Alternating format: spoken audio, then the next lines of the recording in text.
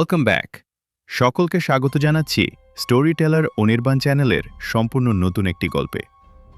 আজকের গল্প শুরু করার আগে আপনারা যদি চান আপনাদের সাথে ঘটা কোনো ঘটনা আমরা আমাদের চ্যানেলে শেয়ার করি, তাহলে ডেসক্রিপশন বক্সে দেওয়া জিমেলটিতে ঘটনাটি লিখে পাঠান। রাত তখন প্রায় ৩টে। গ্রামের শেষ মাথায় পুরনো বটগাছের কাছে যে ভাঙা বাড়িটা দাঁড়িয়ে আছে, সেটাকে গ্রামের লোকেরা বলে মরার বাড়ি। কেউ সেদিকে যায় না, বিশেষত রাতে। কিন্তু সেই রাতে অর্জুন গেছিল। অর্জুন ঢাকা থেকে এসেছে, শহুরে ছেলে, বিশ্বাস করে না এসব কুসংস্কারে। মামার বাড়িতে বেড়াতে এসে শুনেছিল এই বাড়ির কথা। কৌতূহল আর একটু বাজি ধরার নেশায় সন্ধ্যার পর একা রওনা দিয়েছিল। বাইরে তখন শুধু ঝিঝি পোকার ডাক আর মাঝে মাঝে বাতাসে বাঁশ ঝাড়ের শন শন শব্দ। টর্চ হাতে অর্জুন যখন বাড়ির দরজার সামনে দাঁড়ালো, তখন খেয়াল করল দরজাটা ভেতর থেকে একটু খোলা। কে আছে ভেতরে? জিজ্ঞেস করল অর্জুন। কোনো উত্তর নেই, শুধু ভেতর থেকে একটা মিষ্টি গন্ধ ভেসে এলো, কেমন চেনা চেনা, যেন কাঁঠাল ফুলের মতো, কিন্তু আরও ভারী, ঘুম ঘুম করানো। অর্জুন ভেতরে ঢুকল।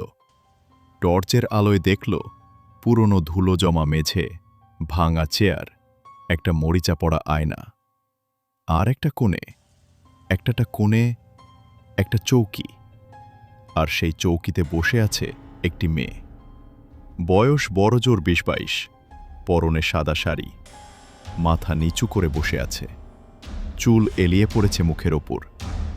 কিন্তু সবচেয়ে অদ্ভুত বিষয়, সে নিঃশব্দে হাসছিল, কাঁধ কাঁপছে। এই যে, তুমি কে? এখানে কি করছো একা? মেয়েটি ধীরে ধীরে মাথা তুলল। চোখ দুটো ছিল না, মানে চোখ আছে কিন্তু পুরোটাই সাদা, ঠোঁট দুটো কালো, আর সে একটানা হাসছিলই কোনো শব্দ ছাড়া। শুধু সেই ঠোঁট দুটো বাঁকা হয়ে যাচ্ছে বারবার। অর্জুন পালাতে চাইল, কিন্তু পা দুটো মাটিতে গেঁথে গেছে, যেন নড়তে পারছে না। মেয়েটা উঠে দাঁড়ালো এবং অর্জুন তখন আরেকটা জিনিস দেখল। মেয়েটার পায়ের পাতা মাটিতে পড়ছে না, সে মাটি থেকে ইঞ্চিখানেক ওপরে ভাসছে। সে এগিয়ে আসতে লাগল অর্জুনের দিকে, একদম নিঃশব্দে। সেই মিষ্টি গন্ধ এখন অসহ্য হয়ে উঠেছে। অর্জুনের চোখে ঘুম নামছে, মাথা ঘুরছে। মেয়েটা ঠিক তার মুখের সামনে এসে দাঁড়ালো এবং ফিসফিস করে বলল, তুই এলি, ভালোই করলি। আমি এতদিন ধরে কাউকে খুঁজছিলাম, একটু কথা বলতে। পরদিন সকালে গ্রামের লোকেরা অর্জুনকে বটগাছের নিচে পায়। জ্ঞান নেই, জ্বর ১০৪। হাসপাতালে নিয়ে যাওয়া হয়। ৩ দিন পর জ্ঞান ফেরে, কিন্তু অর্জুন আর কথা বলে না, শুধু মাঝে মাঝে একা একা হাসে, নিঃশব্দে। ঠোঁট দুটো বাঁকা হয়ে যায় বারবার। ডাক্তার বলেছেন মানসিক আঘাত, কিন্তু গ্রামের বুড়ো কবিরাজ একটাই কথা বললেন, মরার বাড়িতে যে মেয়ে থাকে সে কথা বলার সঙ্গী খোঁজে।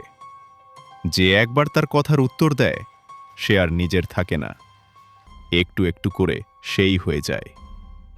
শেষ কথা, আজ রাতে যদি কোনো পুরনো বাড়ির সামনে দিয়ে যান আর ভেতর থেকে কেউ ডাকে, উত্তর দেবেন না, কারণ কিছু কথার জবাব দেওয়া মানে নিজেকে হারিয়ে ফেলা।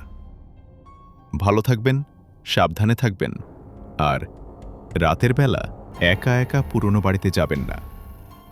বন্ধুরা, আজকের গল্প এখানেই শেষ। ভালো লাগলে লাইক ও সাবস্ক্রাইব করতে ভুলো না।